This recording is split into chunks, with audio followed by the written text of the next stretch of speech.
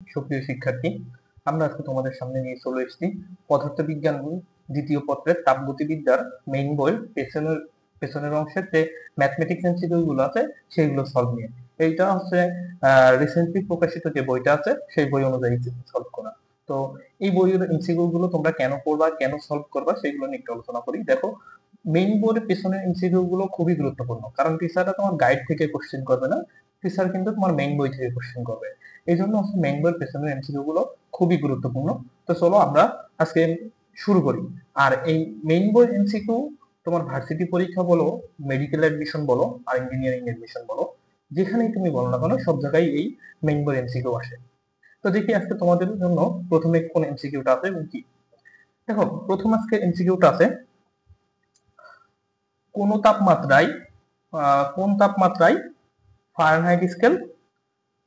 Fahrenheit scale এবং kelvin scale একই part পাওয়া যায়। ফারেনহাইট স্কেলের তাপমাত্রা এবং কেলভিন স্কেলের তাপমাত্রা একই পার্ট দেবে, কোন তাপমাত্রায় সেটা আমরা এটা একটু মুখস্থ রাখবো যে 574.25 ডিগ্রি সেন্টিগ্রেড তাপমাত্রা একই পার্ট দেবে, অথবা আরেকটা অ্যান্সার হইতে পারে কি এর পাশাপাশি অ্যান্সার, অথবা 574.25 ডিগ্রি ফারেনহাইট হইতে পারে। ঠিক আছে, যেটা অপশনে থাকবে সেটাই কারেক্ট। তো চলো 2 নম্বর এমসিকিউটা কি আছে দেখি আমরা। 2 নম্বর আছে কি, 501.85 ডিগ্রি সেন্টিগ্রেড তাপমাত্রার সমতুল্য থার্মোডাইনামিক তাপমাত্রা কত? 501.85 ডিগ্রি সেন্টিগ্রেড তাপমাত্রার সমতুল্য থার্মোডাইনামিক তাপমাত্রা কত? থার্মোডাইনামিক তাপমাত্রাটা আসলে কি? এই থার্মোডাইনামিক তাপমাত্রা একটু লিখে রাখবা যে থার্মোডাইনামিক তাপমাত্রা এবং কেলভিন স্কেলের তাপমাত্রা সম। কেলভিন স্কেলের তাপমাত্রা সমান। তাহলে এখানে তোমার উত্তরটা কি হবে? দেখো, সেন্টিগ্রেড স্কেলে এত আছে, তাহলে কেলভিন স্কেলে আমাদের সেন্টিগ্রেড স্কেল থেকে কেলভিন স্কেলে যাওয়ার সিস্টেম কি, যে কেলভিন স্কেল K = 273 যোগ ইনটু 15 যোগ ওই সেন্টিগ্রেড স্কেলের তাপমাত্রা, তাই না? তাহলে এখানে কত হবে? 273 ইনটু 15 যোগ 501.85। তাহলে ক্যালকুলেশন করলে মনে হয় হবে নি কত, 775। ক্যালকুলেশন করলে কত হয়? 775 কেলভিন। তো দেখি 775 কেলভিন কোন যে অ্যান্সার আছে। দেখো, 775 কেলভিন আছে কিন্তু সি নম্বরে। ঠিক আছে, তো চলো সামনে আমরা কি আছে দেখি। দেখো 3 নম্বরের এমসিকিউটা কি আছে, কোন সিস্টেমের পরিবেশ থেকে 800 জুল তাপশক্তি শোষণ করায় এর অন্তঃস্থ শক্তি 500 জুল বৃদ্ধি পায়। তাহলে পরিবেশ থেকে কত জুল শক্তি শোষণ করছে? 800 জুল। কত শক্তি অন্তঃস্থ শক্তি বৃদ্ধি পায়? 300 জুল। এখন সিস্টেম কর্তৃক পরিবেশের উপর কৃত কাজের পরিমাণ কত? তাহলে সিস্টেম কর্তৃক পরিবেশের উপর কত কাজ করবে। দেখো, এটা তাপগতিবিদ্যার কোন সূত্রকে ফলো করে? এটা তাপগতিবিদ্যার অবশ্যই শূন্যতম সূত্রকে ফলো করে। তাপগতিবিদ্যার শূন্যতম সূত্রটা কি ছিল আমাদের? D Q equal to D U plus D W. তাহলে শূন্যতম সূত্র হচ্ছে যে D Q equal to D U plus D W. তাহলে আমাদের এখানে তথ্য কি আছে যে কোন পরিবেশের উপরে পরিবেশ থেকে 800 জুল তাপশক্তি শোষণ করে, তাহলে কত জুল তাপশক্তি শোষণ করে? 800 জুল। তাহলে ডিকিউ ইজিক্যাল টু কত? 800। আর অন্তঃস্থ শক্তি কত বৃদ্ধি পায়? 500 joule. D U equal to 500 joule. আমাদের অন্তঃস্থ শক্তিকে প্রকাশ করা হয় ইউ দ্বারা, আর তাপকে প্রকাশ করা হয় তো ডিকিউ দ্বারা, এটা তো সবাই জানো। আর ডিইউ দ্বারা অন্তঃস্থ শক্তি করে। তাহলে আমাদের এখানে কাজের পরিমাণ নির্ণয় করতে বলে, অর্থাৎ ডিডব্লিউ ইকুয়ালস টু হোয়াট? আমাদের কিছু ফর্মুলা ইউজ করতে হবে। দেখো, কিছু ফরম্যাট শিখে রাখো। আজকে আমি বলি যে তুমি একটা ম্যাথ সলভ করার সময় কি কি টেকনিক ইউজ করবা। দেখো, একটা ম্যাথ সলভ করার সময় তুমি দেখবা যে তোমার ম্যাথের ভিতরে কোন কোন ইনফরমেশন দেওয়া আছে, সেই ইনফরমেশন গুলো যদি তুমি জানে লেখো এবং সেই অনুযায়ী যদি তুমি তোমার সূত্র অ্যাপ্লাই করো এবং ক্যালকুলেশন করো, তোমার তাতে করে কিন্তু ম্যাথটা কমপ্লিট হয়ে যাবে। ঠিক আছে, তো এই টিপসটা তুমি অ্যাপ্লাই করবা সবসময়। তো দেখো, আমাদের এখানে বের করতে হবে ডিডব্লিউ বা ডিডব্লিউ ইকুয়ালস টু ডিকিউ বিয়োগ ডিইউ। তা ডিডব্লিউ ইকুয়ালস টু কত হবে? ডিডব্লিউ ইকুয়ালস টু হবে 800 বিয়োগ 500। তাহলে অতএব ডিডব্লিউ ইকুয়ালস টু 300 জুল। বোঝা গেছে? তো নেক্সট আছে কোনটা আমরা দেখি। আর কোনো প্রশ্ন যদি সমস্যা হয় বুঝতে, অবশ্যই কমেন্ট করবা, আমি সাথে সাথে অ্যান্সার করার চেষ্টা করব। তারপরে দেখি আর অন্য কোনো প্রশ্ন থাকলে করতে পারো। যদি 2 ক্যালোরি তাপ সম্পূর্ণরূপে কাজে রূপান্তরিত হয়, 2 ক্যালোরি তাপ সম্পূর্ণরূপে কাজে রূপান্তরিত হয়, তবে কাজের পরিমাণ কত? এখন 2 ক্যালোরি তাপ সম্পূর্ণ কাজে পরিণত হচ্ছে, তাহলে কাজের একক কি? জুল। তাহলে আমরা কি জানি 1 ক্যালোরি সমান কত? 1 ক্যালোরি সমান 4.2 জুল। ঠিক আছে, এটা একটু মুখস্থ রাখতে হবে এই মানটা, যে 1 ক্যালোরি সমান 4.2 জুল। আর 1 জুল সমান কত ক্যালোরি? 1 জুল সমান কত ক্যালোরি? 0.24 ক্যালোরি। এই যে দুইটা জিনিস মুখস্থ রাখতে হবে। ঠিক আছে, তাহলে আমাদের এখানে কি বলবে? 2 ক্যালোরি তার সম্পূর্ণ কাজে রূপান্তরিত হচ্ছে। তাহলে 2 ক্যালোরি যদি তার কাজে রূপান্তরিত হয়, তাহলে আমাদের প্রথম ফরম্যাটের সাথে মেলে। ঠিক আছে, তাহলে আমরা কি লিখতে পারি? 1 ক্যালোরি থেকে কত পাই? 4.2 জুল। তাহলে 2 ক্যালোরি থেকে কত পাবো? 4.2 গুণ 2, তাহলে কত হবে? 8.4 জুল। ঠিক আছে, তাহলে অ্যান্সার কোনটা হবে আমাদের? ডি নাম্বার অ্যান্সার হবে। ঠিক আছে, আর এখানে অ্যান্সার ছিল কোনটা? এটাও কিন্তু ডি নাম্বার অ্যান্সার ছিল। ঠিক আছে, তো চলো সামনে যাই আমরা। আমাদের সামনে কোনটা আছে? দেখো 5 নম্বরে কি আছে? 5 নম্বর ম্যাথটা আছে যে 500 মিটার উঁচু জলপ্রপাতের তলদেশে ও শীর্ষ পানির তাপমাত্রার পার্থক্য কত হবে? মানে 500 মিটার উঁচুতে, মানে তলদেশের শীর্ষে ও আহ, তলদেশের মানে তলদেশে ও শীর্ষের পানির তাপমাত্রার পার্থক্যটা কত হবে?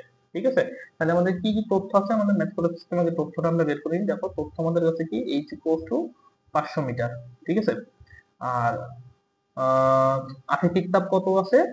দেখো আপেক্ষিক তাপ h = 4200 joule per KG per kelvin. ঠিক আছে, আর জি কত? জি হচ্ছে 10 মিটার পার সেকেন্ড স্কোয়ার। ঠিক আছে, এতে কি বের করতে হবে? তাপের পার্থক্য, তাপমাত্রার পার্থক্য, অর্থাৎ হচ্ছে ডেল থিটা।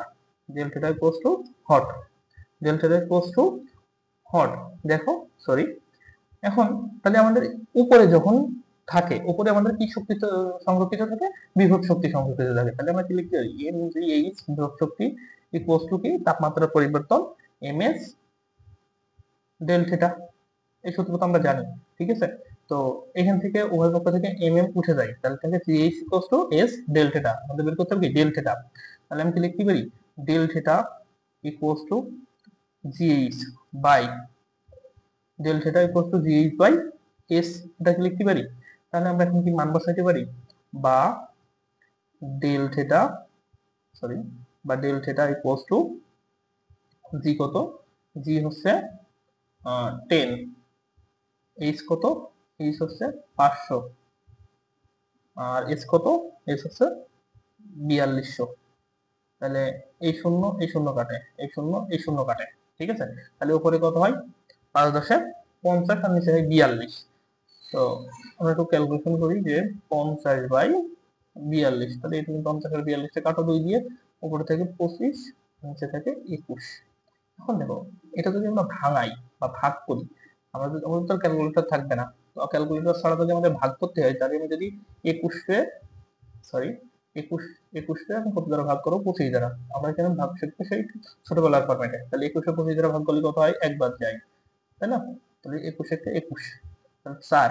এখন আমি দেখবো 1 পয়েন্টে আমার অ্যান্সার আছে কোনটা। দেখো 1 পয়েন্টে কিন্তু একটাই আছে, আর করার দরকার আছে? কিন্তু করার দরকার নেই, আমার তাহলে বি নাম্বার অ্যান্সার। ঠিক আছে, তো এই ম্যাথ করার সময় তোমার এই জিনিসগুলো মাথায় রাখতে হবে যে আমার অ্যান্সারটা ক্যালকুলেশন সময় একটা দিয়ে দেখতে হবে যে কত হয়েছে। যদি ওই অনুযায়ী আমার অপশনে পেয়ে যায়, তাহলে সেটা কারেক্ট। ঠিক আছে, তো আমাদের নেক্সট কোন ম্যাথটা আছে দেখি। শোষিত তাপ হচ্ছে 700 জুল এবং সম্পাদিত কাজ হচ্ছে 200 জুল। কোন সিস্টেমে অভ্যন্তরীণ শক্তি কত বৃদ্ধি পাবে?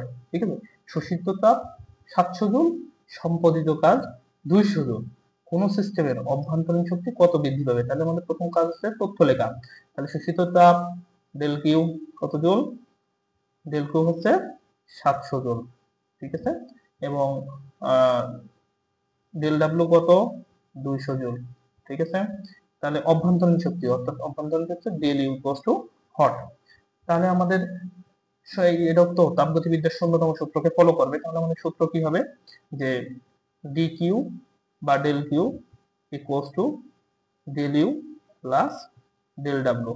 এখান থেকে আমাদের বের করা লাগবে ডেল ইউ। তাহলে আমরা কি লিখতে পারি, বা del U equals to del Q বিয়োগ ডেল ডাব্লিউ, বা ডেল ইউ ইকুয়ালস টু কি, ডেল কিউ কত 700 বিয়োগ ডেল ডাব্লিউ কত 200, অতএব ডেল ইউ ইকুয়ালস টু কত 500 জুল। তাহলে del U equals to 500 joule. তাহলে আমাদের অভ্যন্তরীণ শক্তির পরিবর্তন কত 500 জুল, যেটা আছে সেটা। আমাদের পরবর্তীতে কোনটা আছে দেখি, চলো।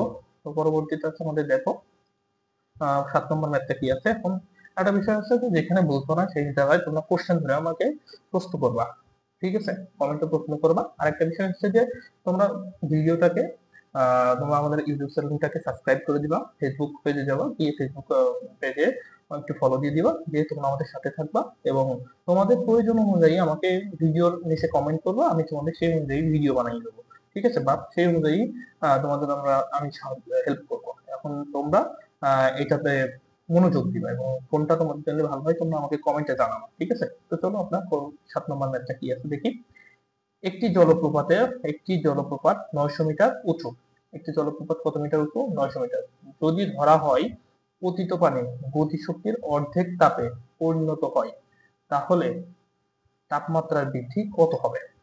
গতিশক্তির অর্ধেক তাপে পরিণত হয়, তাহলে এখন দেখো একটি জলপ্রপাত 900 মিটার উঁচু, ধরা হয় পতিত পানি গতিশক্তির অর্ধেক তাপে পরিণত হয়। পতিত পানির কত, অর্ধেক গতিশক্তির তাপে পরিণত হয়, তাহলে তাপমাত্রার বৃদ্ধি কত। তাহলে আমাদের এখানে কি সেম জিনিস না, দেখো তাপমাত্রার বৃদ্ধি মানে সেই ডেল কিউ কিন্তু আমাদের নির্ণয় করতে হবে যে কত তাপমাত্রা বৃদ্ধি পেয়েছে।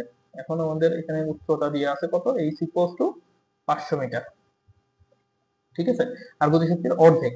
তাহলে আমরা এখানে কি আমাদের যেহেতু পানি, তাহলে এখানে গেস কত 4200 joule per KG per kelvin, ঠিক আছে, আর এই আর ডেল কিউ বসতে হয়।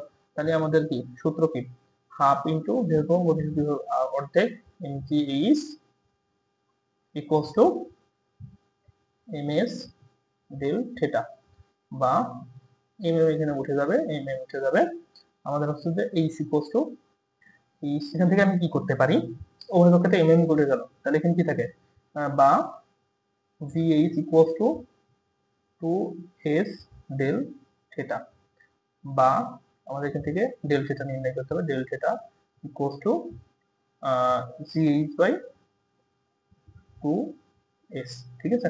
তাহলে আমরা এখন মান বসাই দিই, বা del theta equals to g হচ্ছে কত, এখানে g 9.8, যেহেতু আমাদের g দিয়া নাই, h কত, h হচ্ছে 900, আর 2 ইন্টু s হচ্ছে 4200। এই শূন্য এই শূন্য এই শূন্য এই শূন্য কাটাকাটি উঠে যাবে, আর এখানে একটা পয়েন্ট উঠে 10, 98 উপরে, তাহলে আমাদের কি থাকে, এটা হচ্ছে 2 কাটে 49, 49, আর নিচে আছে কত, উপরে 49 গুণ 9 আছে, আর নিচে আছে 420, কিন্তু 420। তাহলে আমাদের 49 আর 9 আমরা গুণ করে ফেলি, তাহলে 9 9 81, 1 হাতে 8, 4 নাম 36, আর 8 কত 44, আর নিচে হচ্ছে যে আমার 420। এখন দেখো 441 আর 420, এখন এটাও কি 1 পয়েন্ট সামথিং হবে না, কারণ এটার ভিতরে এটা একবার যাবে, তুমি দেখো 1 পয়েন্ট সামথিং কোটা, এটা 0 পয়েন্ট, এটা 0.53, এটা 0, এটা 1 শুধু, এটা কয় দেখো 1.05, 1 পয়েন্ট সামথিং, 1.05, তাহলে কোনটা চলে যাবে, ক্যালকুলেশন করা লাগে, এগুলো করা লাগে যদি অ্যান্সার হবে। তো 8 নম্বর ম্যাথটা কি আছে যে 87.23 ডিগ্রি সেন্টিগ্রেড তাপমাত্রায় কোন নির্দিষ্ট পরিমাণ গ্যাসকে হঠাৎ প্রসারিত করে এর আয়তন দ্বিগুণ করা হলো, চূড়ান্ত তাপমাত্রা কত হবে। হঠাৎ প্রসারিত হলে, হঠাৎ প্রসারিত হয়ে গেলে এটা কি হবে, তাপমাত্রা 0 হয়ে যাবে, কারণ এটা রুদ্ধতাপীয় প্রক্রিয়া, ঠিক আছে, এটা রুদ্ধতাপীয় প্রক্রিয়ার ক্ষেত্রে প্রযোজ্য হচ্ছে এখানে তাপমাত্রা 0, ঠিক আছে। তো নেক্সট আমাদের কি আছে দেখি, দেখো নেক্সট আছে যে একটি রেফ্রিজারেটর কার্যকৃত সহগ 2.5, একটি ঠান্ডা প্রকোষ্ঠ হতে প্রতি চক্রে 500 জুল তাপ অপসারণ করলে প্রতি চক্রে সরবরাহিত কাজের পরিমাণ কত, ঠিক আছে।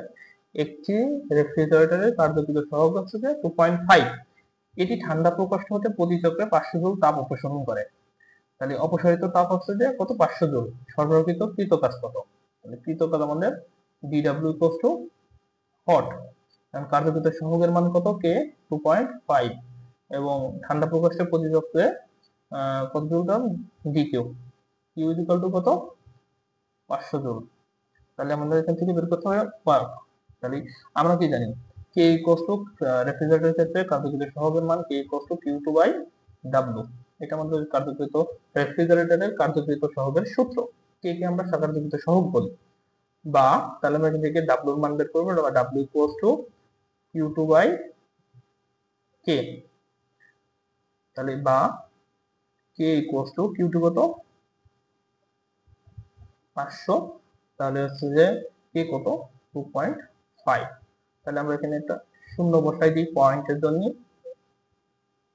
সরি পয়েন্টের ইনটু পয়েন্টের জন্য 1, আর এটার পরে একটা সংখ্যা হচ্ছে একটা শূন্য, আমি এটাকে পরে রিমুভ করে দিলাম। তাহলে নিচে কত হলো, 25 হলো, কিন্তু নিচে 25 আর উপরে হচ্ছে 500 গুণ 10। তাহলে এটা দিয়ে আমরা 25 দিয়ে কাটাকাটি করতে পারি, এটা তো 25 দুগুণিতি 50, 2 আর এই 2 শূন্য থেকে যায়, তাহলে কত অ্যান্সার 200। কিন্তু 200 কোন জায়গায় আছে দেখো, ডি নম্বরে 200 আছে, তাহলে ডি অ্যান্সার। এবার সব পরের ম্যাথে আমরা দেখি। পরের ম্যাথ কত, 0.01 কেজি পানিকে 10 ডিগ্রি সেন্টিগ্রেড থেকে 0 ডিগ্রি সেন্টিগ্রেড থেকে 10 ডিগ্রি সেন্টিগ্রেডে উত্তপ্ত করা হলো, এনট্রপির পরিবর্তন কত। তাহলে আমাদের এখানে তথ্য কি আছে, দেখো এনট্রপি পরিবর্তন হচ্ছে del S equal to hot, কিন্তু হ্যাঁ। এখন আমাদের এনট্রপির পরিবর্তন এখান থেকে নির্ণয় করতে হবে। এম কত, এখানে আমাদের এম হচ্ছে 0.01 কেজি, এখানে আমাদের হচ্ছে টি ওয়ান কত, টি ওয়ান হচ্ছে 273 কেলভিন, টি টু কত, টি টু হচ্ছে 283 কেলভিন, যেহেতু 10 করে আছে এখানে, এটা তোমরা বুঝবো। তো আমাদের এখান থেকে এনট্রপি পরিবর্তন নির্ণয় করতে হবে, যেহেতু পানির ক্ষেত্রে, তাহলে আপেক্ষিক তাপ কত, 4200 joule per KG per kelvin. তো আমাদের এইখানে এনট্রপির পরিবর্তনের সূত্র কি, entropy del S equals to M S ln T two by T one, T two by T one. এখন del S equals to M S equals to ln T two by T one. এখন M কত, M হচ্ছে 0.01 into S কত, 4200 গুণ ln ln T two by T one. এখন ln টি টুর মান কত, 283, আর T one এর মান 273। এখন একটা জিনিস খেয়াল করে দেখো, এই লনের এই মানটা কি বের করা সম্ভব? তো তোমাকে অ্যাডমিশনে এমন কোনো কোশ্চেন দেবে না যে তুমি সেই মানটা করতে পারো না, কারণ কি তোমার অ্যাডমিশন আসলে ক্যালকুলেটর থাকবে না, বাট যে কয়েকটা জায়গাতে তোমার ক্যালকুলেটর আছে, যে জায়গাতে তোমার ক্যালকুলেটর আছে তার জন্য এই ফরম্যাটটা শিখে রাখতে হবে, কারণ এই ফরম্যাটে ম্যাথ আসতে পারে, তখন তোমার ক্যালকুলেটরে বসে করা লাগবে এবার। ঠিক আছে, এখন চলো আমরা নেক্সট, আমরা এই ফরম্যাটটা শিখে রাখবো। দেখো এই কোশ্চেনটা কিন্তু কোনো বিশ্ববিদ্যালয়ে আসেনি, বাট বিভিন্ন বোর্ডে এসছে, কিন্তু হ্যাঁ বিভিন্ন বোর্ডে এসছে। তো নেক্সট আমাদের কোন কোশ্চেনটা আছে দেখি।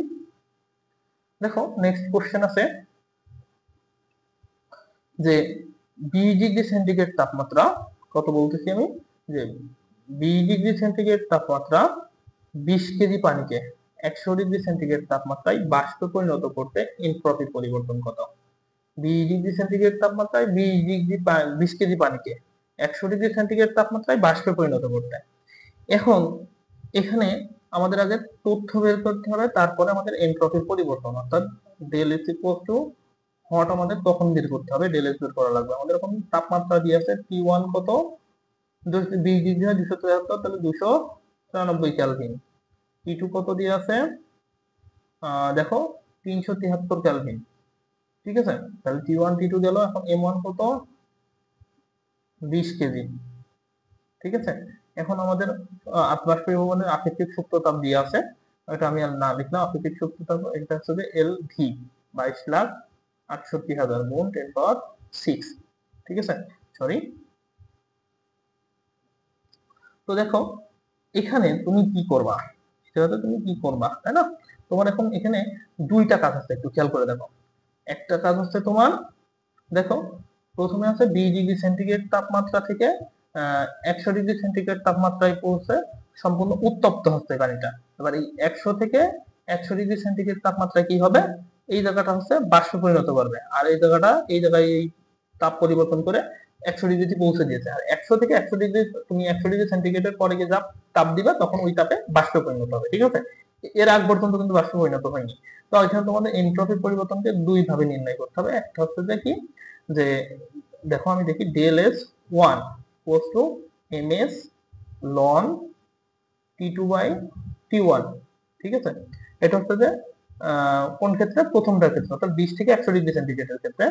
আর এটা কি করতে হবে কি, del S two equal to M S ln, sorry এখানে ডেল এস টু হচ্ছে এম এস লন হবে না, কারণ আমাদের একটা তাপমাত্রা 100°C থেকে 100°C যেতে হবে। তাহলে 100°C থেকে আমার 100°C যাওয়ার সূত্রটা কি ছিল, যে del S two equal to M L V by T, ঠিক আছে। তাহলে এই একটা এন্ট্রপি পরিবর্তন পাওয়া যাবে, এখানে একটা এন্ট্রপি পরিবর্তন পাওয়া যাবে। তাহলে del S equals to ultimately কি দাঁড়াবে, ডেল এস ওয়ান যোগ ডেল এস টু। দেখো আমি এটা করতেছি না, কারণ আমাদের হচ্ছে যে এখানে যখন যেখানে এসছে, যদি বিভিন্ন বোর্ডে কুয়েট এসছে এখানে তখন ক্যালকুলেটর ছিল, ঠিক আছে। এই ক্যালকুলেটরের কোশ্চেন এগুলো, এগুলো তোমার ফরম্যাট শিখে রাখতে হবে। যেখানে ক্যালকুলেটর আছে সেখানে তুমি ইউজ করবা, যেখানে ক্যালকুলেটর নেই তখন ফরম্যাটটা শিখে রাখো, ঠিক আছে। তো নেক্সট আমাদের কি আছে, একটি কার্নো ইঞ্জিন 500 কেলভিন তাপমাত্রায় তাপ উৎস থেকে 300 ক্যালোরি তাপ গ্রহণ করে এবং তাপ গ্রাহকে 225 কেলভিন তাপ বর্জন করে। তাপ গ্রাহকের তাপমাত্রা কত? এখন এখানে উৎসের তাপমাত্রা T1, গ্রাহকের তাপমাত্রা T2, তাই না। তাহলে এখন আমাদের এখানে কি বলছে, একটি কার্নো ইঞ্জিন 500 কেলভিন তাপমাত্রা থেকে তাপ উৎস থেকে 300 কেলভিন ক্যালোরি তাপ গ্রহণ করে। তাহলে এখানে আমি কি বলতে পারি, সরি ওই জায়গায় না, এখানে আমি দেখো তথ্যগুলো আগে লিখি, যে উৎসের তাপমাত্রা হচ্ছে যে T1 কত, 500 কেলভিন, ঠিক আছে। তাহলে উৎসের তাপ কত, Q1 কত, দেখো 300 ক্যালোরি, ঠিক আছে। তারপরে হচ্ছে যে তাপ গ্রাহক থেকে গ্রাহকের তাপমাত্রা কত, Q2 কত, 225 ক্যালোরি। তাপ গ্রাহকের তাপমাত্রা কত, তাহলে T2 কত, T2 ইকুয়ালস টু হট।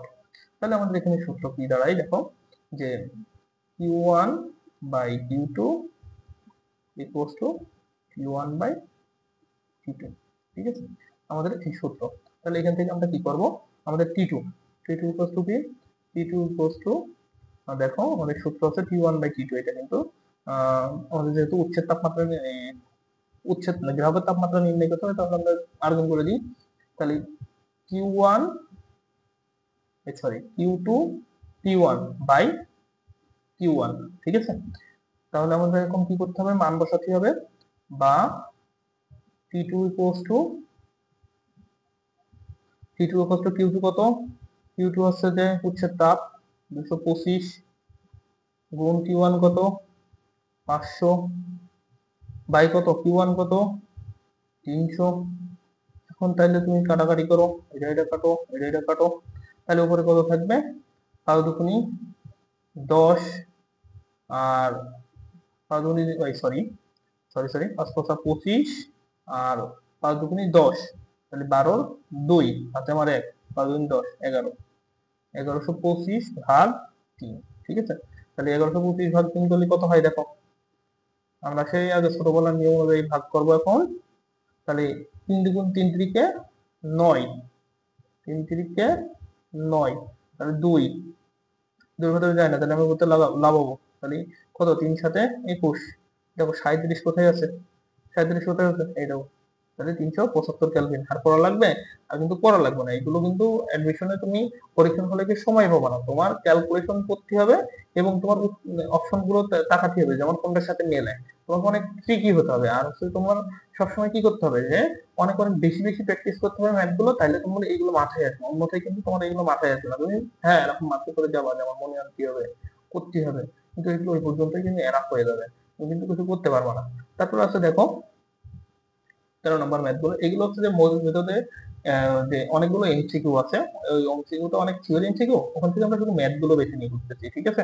তো দেখো একটি কার্নো ইঞ্জিনের বাষ্পবিন্দু, বললাম একটা কার্নো ইঞ্জিনের বাষ্পবিন্দু ও বরফ বিন্দুর মধ্য কাজ করলে এটার দক্ষতা কত হবে, বাষ্পবিন্দু এবং বরফ বিন্দু, তাহলে দক্ষতা কত হবে, দক্ষতা তার মানে কি আমার ইটা নির্ণয় করতে হবে। দেখো বাষ্পবিন্দু কত, বাষ্পবিন্দুকে আমি T1 ধরলাম, বাষ্পবিন্দু কত 100°C, এটা কি বাষ্পবিন্দু, তার মানে কি 373 কেলভিন।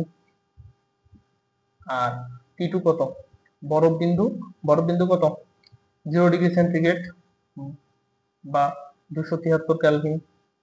ঠিক আছে, এখান থেকে আমার কি নির্ণয় করতে হবে, যে দক্ষতা অর্থাৎ ইটা ইকুয়ালস টু হট। তাহলে আমাদের দক্ষতার সূত্র আমরা কি জানি, ইটা ইকুয়ালস টু 1 বিয়োগ T2 বাই T1। ঠিক আছে, 1 বিয়োগ T2 বাই T1 ইন্টু 100। ঠিক আছে, তাহলে আমরা এখন করি 1 বিয়োগ T2 কত, T2 হচ্ছে 273 আর T1 কত 373। তাহলে কি হয় 373 থেকে 273 বাদ দিলে 100 বাই 273 গুণ কত থাকে 100। তাহলে উপরে কি 10,000 আর নিচে 273, তাই না, এরকম দাঁড়ায় না, 10,000 বাই সরি 6 না কিন্তু ওটা হচ্ছে 0 বাই 273। এখন তোমাকে এটা ক্যালকুলেশন করে নামাইতে হবে। তো ক্যালকুলেশন কিভাবে করবা, আমাদের সেই ছোটবেলার সিস্টেম ওই অনুযায়ী আমরা ভাগ করতে থাকবো, কারণ তোমার তো ক্যালকুলেটর নাই। এখন এর ভেতরে কয়বার যাবে, দুইবার যাই, 273 273 কি তিনবার যাবে, তিনবার মনে হয় না যাবে, দুইবার যাবে। দেখি আমরা করে দেখি, 3 দুগুণি 6 আর 7 দুগুণি 14, 4 হাতে আমার 1, 2 দুগুণি 4, 4 আর 1 5, যায় না কিন্তু আমার হয় 546। তাহলে 1000 থেকে 546 বাদ দিলে কত থাকে, 400 কত থাকে, 454 থাকে কিন্তু। তো 454 তো আরেকবার দেওয়া যায়, আরেকবার তো দেওয়া যেত, যে আমি 3বার দিই, 3বার দিলে 3 তিরিকে সরি দাঁড়াও আমি একটু সরি,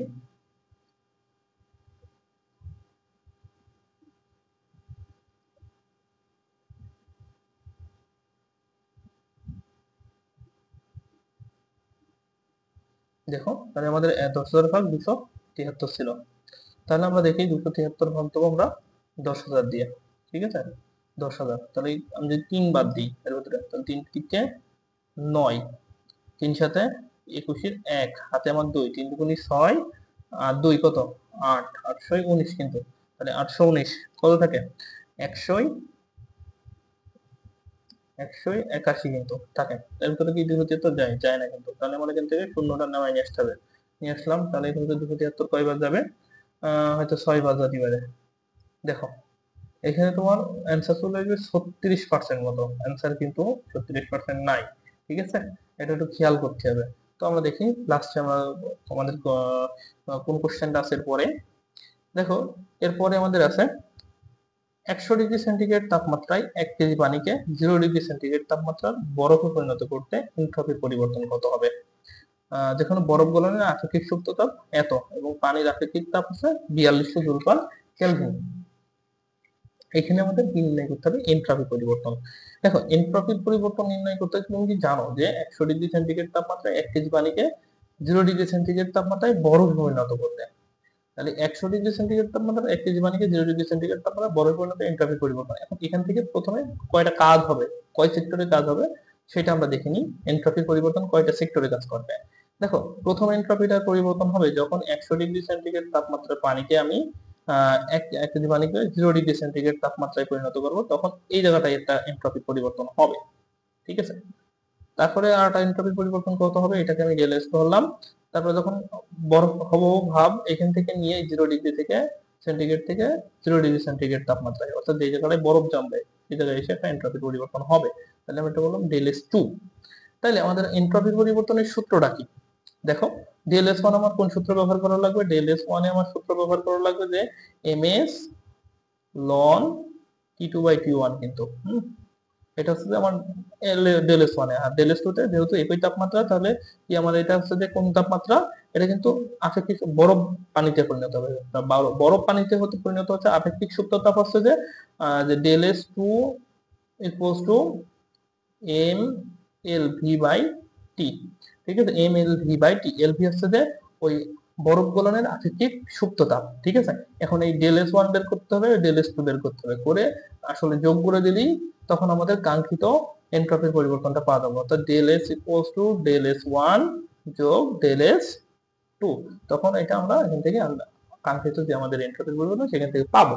এটা কিন্তু কুয়েট অ্যাডমিশন 12-13 টেক্সটের এই সময় ক্যালকুলেশন ছিল, ওই ক্যালকুলেটর ছিল। তোমার কিন্তু ক্যালকুলেটর ছাড়া এক্সাম দিতে হবে, তা তোমার সেই ধরনের ক্যালকুলেশন আসবে, তুমি ফরম্যাট মাথায় রাখবা। তো নেক্সট আছে তোমার কোন কোশ্চেন দেখো। দেখো নেক্সট আছে, কোন সিস্টেম কোন সিস্টেমের উপর 800 জুল কাজ সম্পাদনা করায় সিস্টেম হতে 300 জুল তাপ শক্তি বেরিয়ে গেল, সিস্টেমটির অন্তস্থ শক্তির পরিবর্তন কত?